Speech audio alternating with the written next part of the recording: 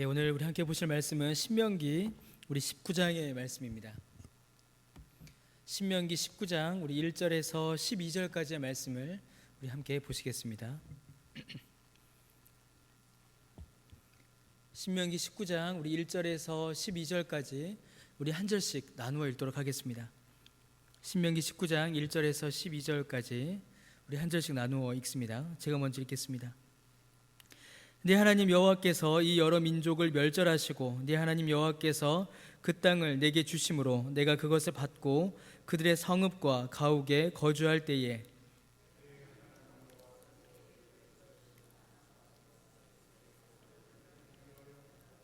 네 하나님 여호와께서 내게 기업으로 주시는 땅 전체를 세 구역으로 나누어 길을 닫고 모든 살인자를 그 성읍으로 도피하게 하라.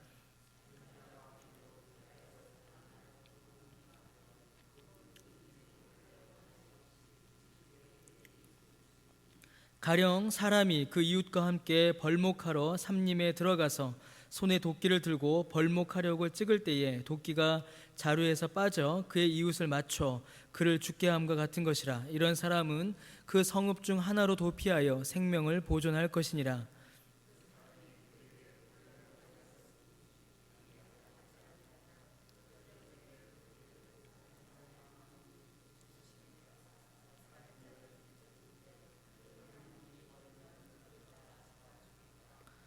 그러므로 내가 네게 명령하기를 새 성읍을 너를 위하여 구별하라 하노라.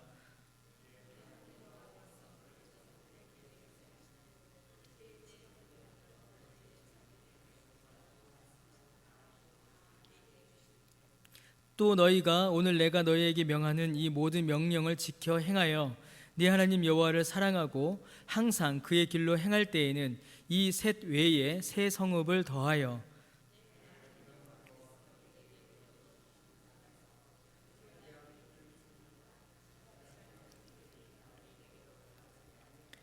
그러나 만일 어떤 사람이 그의 이웃을 미워하여 엎드려 그를 기다리다가 일어나 상처를 입혀 죽게 하고 이 한 성읍으로 도피하면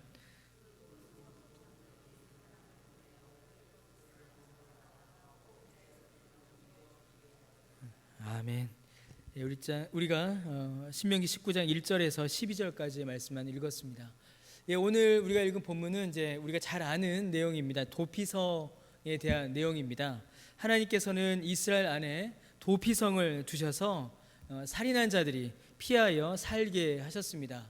그러니까 즉각적으로 보복을 당한다거나 혹은 억울한 중업을 당하지 않도록 그 살인한 자들, 아주 중대한 죄지요.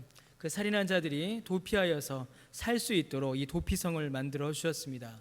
처음에는 새 성읍을 정하셨고 오늘 우리가 읽은 말씀 9절에 보시면 이후에는 다시 새 성읍을 추가하여 이렇게 6성읍을 두신 것을 우리가 알 수 있습니다.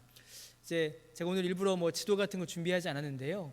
이제 이스라엘 땅을 6등분하여서 각 지점마다 이렇게 도피성을 이렇게 하나씩 둔 것을 우리가 볼 수 있습니다.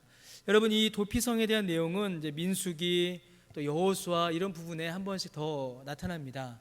그런데 오늘 우리가 읽은 이 신명기 말씀에는 이 도피성이 어디에 있고 그 성의 이름이 무엇이고 이런 것보다 이 도피성의 기능, 이 도피성의 목적이 무엇인지를 우리에게 더 좀 중요하게 알려주고 있습니다. 여러분, 이 도피성에 피하는 일에도 이제 구별이 있었음을 우리가 오늘 읽은 본문에서 이제 확인할 수가 있습니다. 자, 살인하여서 그 살인한 자가 도피성으로 피합니다. 그러나 도피성으로 피할 수 있는 자가 있었고 도피성으로 피할 수 없는 자가 있었습니다. 살인의 죄를 저지르고 도피성에 들어갔다 하여도 그 도피성의 보호를 받을 수 있는 것이 아니라 다시 심판의 자리로 끌려 나와야 하는 자들이 있었음을 오늘 본문에서 우리가 알 수 있습니다. 여러분, 오늘 이 본문은 이를 통하여서 하나님께서 그 백성을 통치하시는 원리와 더 나아가 오늘날 교회가 어떻게 질서를 세우며 유지되어야 하는지를 오늘 우리에게 알려주십니다. 여러분, 이 도피성에 대한 본문은 이제 민수기나 여호수아를 보시면 복음, 예수님의 복음과 이렇게 연결되어 있습니다. 그런데 신명기 이 본문은 물론 이 복음에 대한 의미도 있지만 이 신명기 본문은 이 복음보다는 교회의 권징, 어떻게 해야지 교회가 질서를 세울 것인가에 대해 더 많은 관심을 두고 있습니다. 그 내용을 오늘 우리가 살펴보고자 하는 것이죠. 여러분, 결론부터 말씀을 드리면 이스라엘도 그리고 교회도 그저 한 나라 혹은 한 조직으로, 모임으로 유지되는 것이 아닙니다. 이스라엘도 그냥 여러 국가들처럼 세워진 나라가 아니었고, 교회도 여러분 세상의 많은 단체들처럼 혹은 친목 단체들처럼 그렇게 유지되는 단체도 아닙니다. 그러면 뭘까요? 하나님 나라의 백성들은 거룩한 주의 나라로 세워져야 합니다. 그리고 그 거룩을 유지하기 위한 하나님의 말씀의 원리가 적절하게 그리고 분명히 적용되어야 하는 것입니다. 그래서 이스라엘도 세상 나라를 따라가지 않고 하나님의 말씀대로 세워졌지요. 그래서 왕을 세우지 않고 또 법을 따로 정하는 것을 볼 수 있었습니다. 교회도 마찬가지입니다. 그저 세상의 친목 단체들처럼 혹은 어떤 모임들처럼 존재하는 것이 아니라 거룩한 하나님 나라의 백성으로 하나님 나라를 이루어가기 위하여 하나님의 말씀으로 세워지고 유지되어야 하는 것입니다. 그 내용, 그 성격이 오늘 본문을 통해서 우리가 확인할 수가 있는 것입니다. 먼저 이제 도피성으로 피할 수 있는 자들이 있었습니다. 4절 말씀에 보시면요, 이제 살인자인데 본래 원한이 없이 부지 중에 그의 이웃을 죽인 자가 이 도피성으로 피할 수 있었습니다. 모든 범죄자, 모든 살인자가 피하는 것이 아니었습니다. 미움이나 원망이 없이, 고의적이지 않은 거죠. 말 그대로 부지 중에, 이제 5절 말씀에 보시면 이제 과실치사라고 하죠. 실수나 사고로 사람을 죽인 자들이 이 도피성으로 피할 수 있었습니다. 여러분, 이는 매우 중요한 의미를 가집니다. 단순히 사고로 사람을 죽인 자, 단순히 살인자를 보호하는 것만이 이 도피성의 목적이 아님을 우리에게 알려주는 것입니다. 여러분, 일단 실수로 사람을 죽인 자가 도피성으로 피했습니다. 일단 보호를 하지요.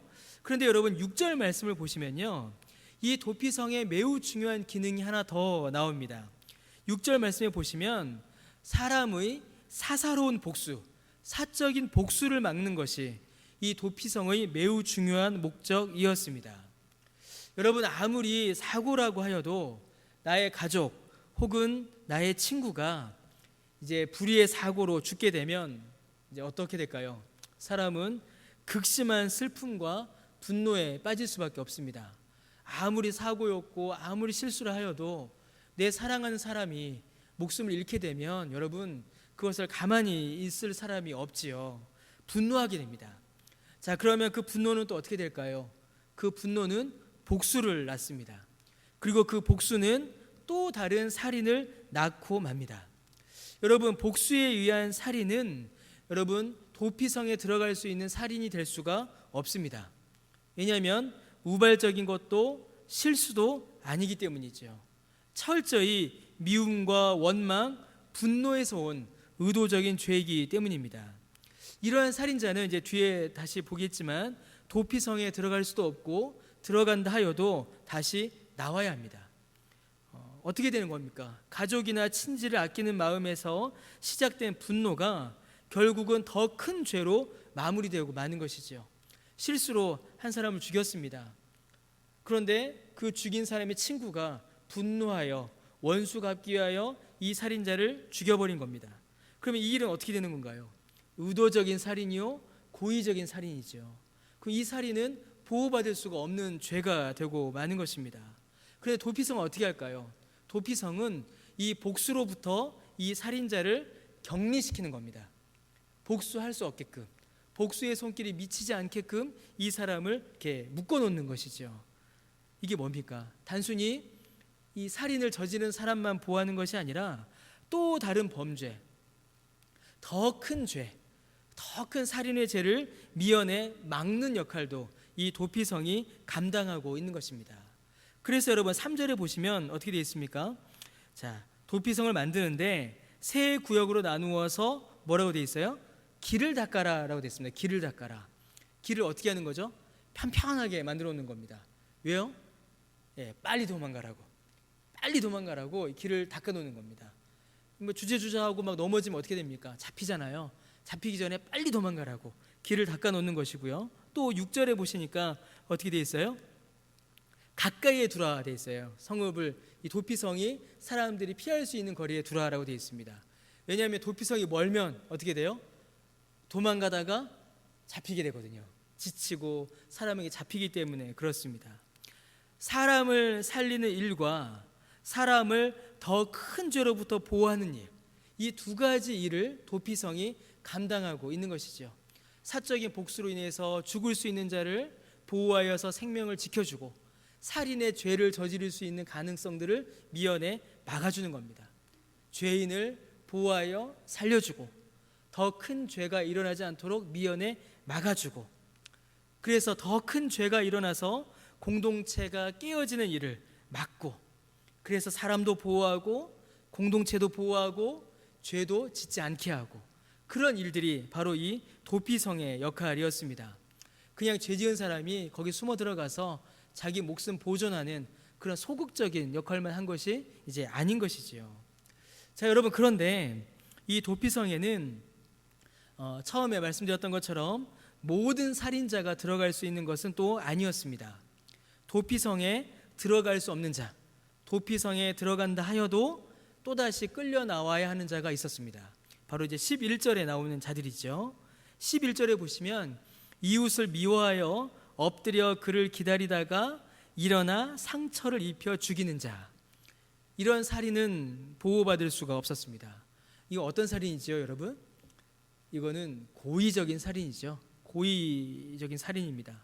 미움이 원인이 되어서 사람을 죽이고자 하는 마음이 그 안에 가득 찬 겁니다. 엎드려 그를 기다렸다, 이게 무슨 말일까요, 여러분? 일단 엎드리면 어떻게 되는 거죠? 숨기는 거잖아요. 뭘 숨기는 거죠? 자기 자신을 숨기는 겁니다. 공격할 틈을 노리는 어떤 육체를 숨기는 것도 되고요. 또 하나는 뭘 숨기는 걸까요? 마음을 숨기는 겁니다. 마음. 이렇게 겉으로는 친한 척 하는 거예요. 속으로는 내가 너 죽일 거야 하면서 겉으로는 친한 척, 상대를 방심시키는 거죠. 그래서 밤에 몰래 이렇게 죽이는 그런 일입니다. 참 무서운 거죠. 자기 악의 사리를 숨기고 사람을 속여 기회를 틈타 사람을 죽이는 것, 그 죄를 가리키는 겁니다. 그래서 이제 신약이 넘어오면 예수님께서는 사람을 미워하는 자마다 이미 살인하였다라고 말씀하세요. 그러니까 지금 이 신명기에서의 말씀도 사실은 그러한 연장선에서 우리가 이해할 수 있는 것입니다. 우발적이지도 않고 사고도 아닙니다. 미움과 살의, 음모와 속임수, 그저 사람을 죽이겠다라는 악의만으로 가득한 모습이고 그 결과로 일어난 살인입니다. 그 살인은 도피성의 보호를 받을 수가 없었습니다. 여러분, 그런데 이 11절에 나타난 이 모습은 여러분 우리에게 낯설지가 않습니다. 11절에 이웃을 미워하고 엎드려 그를 기다렸다가 상처를 입혀 죽인다. 여러분, 이거 우리가 본 적이 있습니다. 어디서 보셨을까요? 창세기에서 우리가 본 적이 있습니다. 바로 인류 최초의 살인인 가인이 아벨을 이렇게 죽였습니다. 여러분, 창세기 4장에 보면 가인이 아벨을 죽일 때에 창세기 4장 5절을 보면 가인이 먼저 아벨을 향하여서 분노하죠. 그런데 여러분, 이 분노는 아벨만이 아니라 성경을 자세히 보게 되면요, 아벨과 아벨의 제물을 받으신 하나님을 향한 분노였음을 우리가 알 수 있습니다. 여러분, 살인의 시작은 바로 이 지점입니다. 우리의 미움이 왜 살인인가? 우리가 여기에서 생각해 볼 수가 있습니다. 여러분, 사람의 생명, 이 사람의 생명은 누구의 것일까요? 하나님의 것이지요. 사람의 생명은 사람의 소유가 아니라 하나님의 소유입니다. 그런데 내가 저 사람을 죽이겠다라고 생각하면은 누굴 무시하는 걸까요? 하나님을 무시하는 겁니다. 하나님이 모든 인생의 주인이시다라는 사실을 잊고 부인할 때에 여러분, 그때에 살인이 시작되는 것입니다. 실제로 사람을 죽이는 살인만이 아니라 마음에 미워하여 저 사람을 향한 하나님의 주권, 저 사람의 주인 되신 하나님을 부정하여 내 마음대로 하고자 할 때 이미 미움, 이미 살인은 거기서부터 시작되고 있는 것이죠. 그래서 여러분, 살인은 사람을 해하는 것만이 아니라 하나님을 향한, 하나님의 주권을 향한 가장 추악한 도전이 바로 이 살인, 의도적인 살인인 것입니다. 그래서 여러분, 이 의도적 살인은 보호를 받을 수가 없고 하나님의 심판 앞에 설 수밖에 없습니다. 도피성에 들어간다 하여도 12절 말씀에 보시면요, 성읍의 장로들이 그를 성에서 잡아다가 보복자의 손에 넘겨주는 것을 볼 수 있습니다. 이스라엘의 영적 지도자들인 장로들이 보호가 아니라 이제 심판의 사역을 감당하는 것이지요. 도피성이 아니라 오히려 심판의 성이 되는 것입니다. 여러분, 똑같은 도피성이에요. 그런데 어떤 사람은 그 도피성이 생명을 보호하고 더 큰 죄를 막는 역할을 하지만, 어떤 사람에게는 그 도피성이 심판의 성이 되고 만다라는 것입니다. 억울한 죽음을 방지하고 더 큰 죄를 막는 일도 있지만, 하나님을 향한 적극적인 범죄, 하나님의 주권을 향한 도전에 대해서는 하나님께서 심판을 내리시는 것을 이 도피성을 통하여서 우리가 확인해 볼 수 있는 것입니다. 은혜가 있고 동시에 또 뭐도 있습니까? 심판도 있는 것입니다. 그게 바로 도피성입니다. 여러분, 이러한 도피성의 원리는 오늘날 교회도 유심히 살펴야 하고 그 내용들을 우리가 다시금 확인해야 될 아주 중요한 모습입니다. 오늘날 교회에서 이제 사라진 단어가 있습니다. 이제 많은 학자들이 또 목사님들이 그런 얘기를 하세요. 현대 교회는 아주 중요한 단어를 하나 잃어버렸는데, 그게 뭐냐면 권징입니다. 권징이라는 말을 이제 오늘날의 교회는 잃어버렸습니다. 실제로 권징이 잘 이루어지지도 않고, 또 권징이 이루어진다 하여도 제대로 바르게 이루어지는 경우가 좀 드뭅니다. 이는 권징이 가진 원래의 목적을 생각하지 않고 사람들이 임의로 이를 행하기 때문입니다.